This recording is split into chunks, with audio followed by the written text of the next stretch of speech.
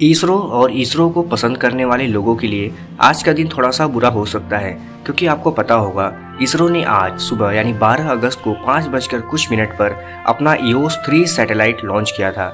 लेकिन ये mission launch होने के 5 मिनट के बाद ही इसमें कुछ खराबियां आ गई, और खराबियों की वजह से हुआ ये कि इस मिशन को यानी इस सैटेलाइट को जियो स्टेशनरी ऑर्बिट में प्लेस करना था, जो कि पूरी तरह से सक्सेस नहीं हो पाया। इसी के साथ भारत का कुछ सपना जो कि भारत इस सैटेलाइट को लेकर देख रहा था कि वो नेचुरल डिजास्टर और इंडियन आर्मी, इंडियन एयरफोर्स और ऐसे बहुत सारे फील्ड थे जहां पर ये सैटेलाइट मॉनिटरिंग का काम करता और भारत को काफ़ी मदद देता, वो भी कुछ हद तक टूटता हुआ दिखाई दे रहा है। लेकिन सवाल ये है कि आखिर आपने कभी सोचा कि आखिर ये फेल क्यों हुआ? इसरो अब तक इतने सारे मिशंस लॉन्च कर चुका है जो कि लगभग सक्सेसफुली होते हैं, तो ये छोटा सा सैटेलाइट ही तो लॉन्च करना था। असल में इसमें हुआ क्या था और ऐसा क्या नया था कि इसमें इस मिशन को फेल कर दिया? तो चलिए जानते हैं पूरा ठीक से। जैसा कि आपको पता है, इस सैटेलाइट का लॉन्च जो था यानी कि जो टेक ऑफ था वो बहुत ही अच्छा हुआ था, और वो स्टार्टिंग में बिल्कुल नॉर्मल एक्टिविटी कर रहा था, और यहाँ तक कि उसका फर्स्ट और सेकेंड स्टेज तक भी परफॉर्मेंस बिल्कुल नॉर्मल था। लेकिन क्रायोजेनिक अपर स्टेज में जाकर उसके अंदर जो लगे होते क्रायोजेनिक इंजन, उन्होंने वर्क करना बंद कर दिया, और ऐसा बताया जा रहा है कि कुछ टेक्निकल प्रॉब्लम की वजह से वो जो इंजन था वो स्टार्ट ही नहीं हो सका। यही कारण था कि ऊपर चलकर जहां पर उसका मेन इंजन बोला जाता है क्रायोजेनिक इंजन, जो कि भारत इस बार उसको अपने ही देश में बनाया था, यानी कि वो इंडिजिनस था पूरी तरह से, और वो वर्क करना बंद कर दिया। इस वजह से ऐसा बताया जा रहा है कि वो जो काम करना था, क्योंकि उस स्टेज में बहुत ज़्यादा थ्रस्ट पैदा होता है और वो इतना कैपेबल होता है कि बड़े से बड़े पेलोड को ट्रांसफ़र कर सकता है, यानी कि वो पूरे प्रोसेस का एक मेन भाग था जो कि फेल हो गया। और वजह क्या थी? बस इंजन में स्टार्ट ना होने की वजह से। आमतौर पर इस तरह के इंजन में लिक्विड हाइड्रोजन, लिक्विड ऑक्सीजन भरे होते हैं, जो कि बहुत ही कम टेम्परेचर पे भरे होते हैं। यही कारण है कि ये थोड़ा सा एडवांस इंजन होता है, इसी वजह से इसमें ग्रेटर थ्रस्ट, ज़्यादा थ्रस्ट आते हैं, और ये एक बड़े से बड़े पेलोड को कैरी करने में सक्षम होता है।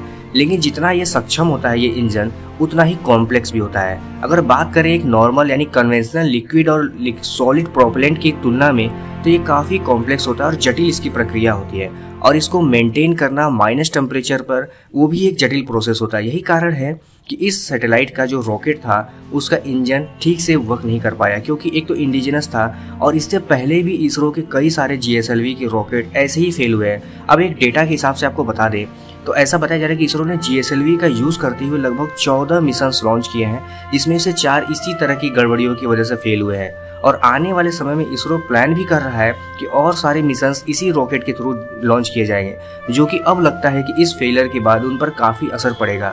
हो सकता है कि इसरो इस रॉकेट का यूज़ उनके साथ ना भी करे। ये बात तो साफ है कि इस फेलियर के बाद यानी EOS-3 जो सैटेलाइट था उसके फेलियर के बाद इसरो और पूरे देश को काफ़ी झटका लगेगा।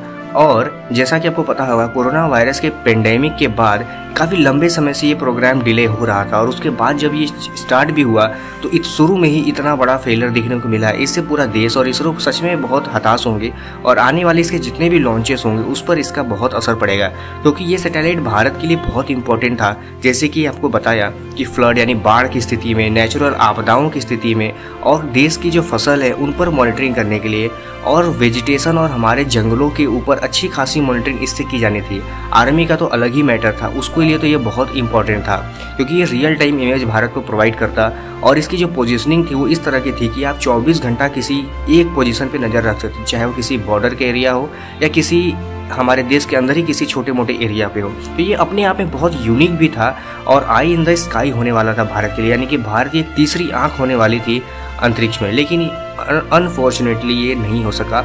अब उम्मीद ये है कि इसरो अगली बार इस गलती को सुधार लेगा, और देश का तो सपोर्ट इसरो के साथ हमेशा से रहता है, मेरा भी रहता है, क्योंकि मुझे भी इसरो के काम अच्छे लगते हैं, चाहे वो कितनी बार भी फेल क्यों ना हो जाए।